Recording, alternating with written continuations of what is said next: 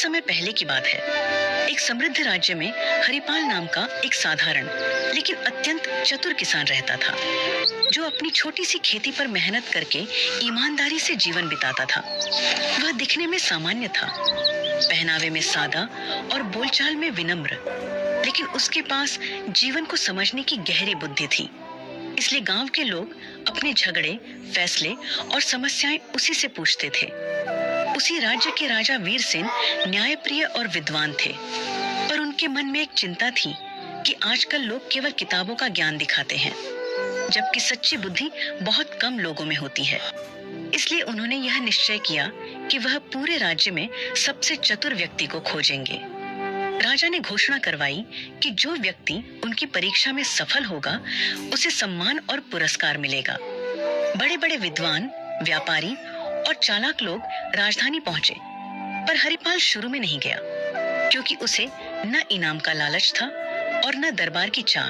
लेकिन गांव वालों के आग्रह पर वह साधारण वस्त्र पहनकर राजा के सामने उपस्थित हुआ। राजा ने पहली परीक्षा में एक पत्थर और लकड़ी का टुकड़ा दिखाकर पूछा कि इनमें से अधिक उपयोगी क्या है। अधिकतर लोगों ने तुरंत उत्तर दिया, पर हरिपाल ने कहा कि उपयोग वस्तु में नहीं, परिस्थिति में होता है। पत्थर और लकड़ी दोनों ही। यह उत्तर सुनकर राजा प्रभावित हुए।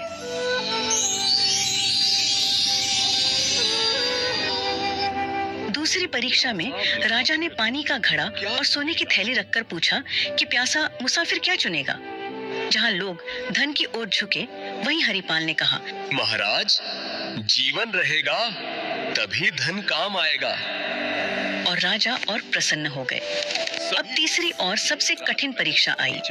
राजा ने आदेश दिया कि सभी लोगों को एक रात महल के बगीचे में रहना होगा और सुबह तक ऐसा फल लाना होगा जो न जमीन पर गिरा हो और न ही बहुत ऊंचाई पर हो। साथ ही किसी भी पहरेदार को नाराज नहीं करना होगा। बाकी सब लोग इस परीक्षा को नामुमकिन मानकर पीछे हट गए, पर हरिपाल ने हार नहीं मारी। रात भर सोचने के बाद हरिपाल को समझ आया कि राजा ने यह नहीं कहा था कि फल केवल पेड़ से ही तोड़ा जाए, बल्कि यह कहा था कि फल न तो जमीन पर गिरा हो और न ही बहुत ऊंचाई पर हो। सुबह होते ही उसने महल के बगीचे में लगे फूलों के पौधों और झाड़ियों को ध्यान से देखा। तभी उसकी नजर एक अंगूर की बेल पर गई, जो दीवार के सहारे छड़ी हुई थी।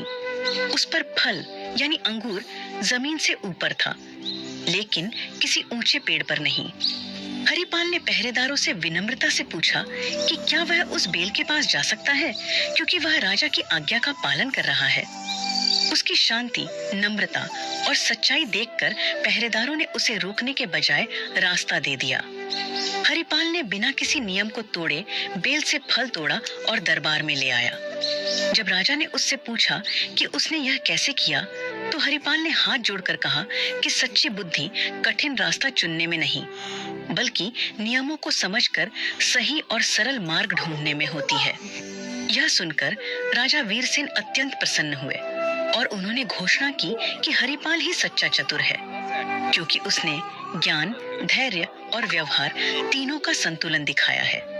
राजा ने उसे सोने का पुरस्कार दिया, लेकिन हरिपाल ने उतना ही सोना लिया जितना गांव में कुआं बनवाने के लिए आवश्यक था, और बाकी लौटा दिया। यह देखकर राजा ने कहा कि जो बुद्धि दूसरों के भले के लिए काम आए, वही सबसे बड़ी बुद्धि होती है।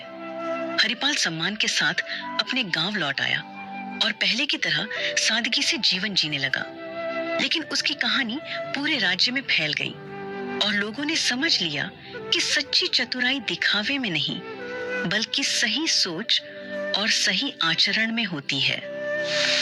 सीख: सच्ची बुद्धि वही है जो नियमों को समझे, अहंकार से दूर रहे और अपने साथ साथ दूसरों का भी भला करे।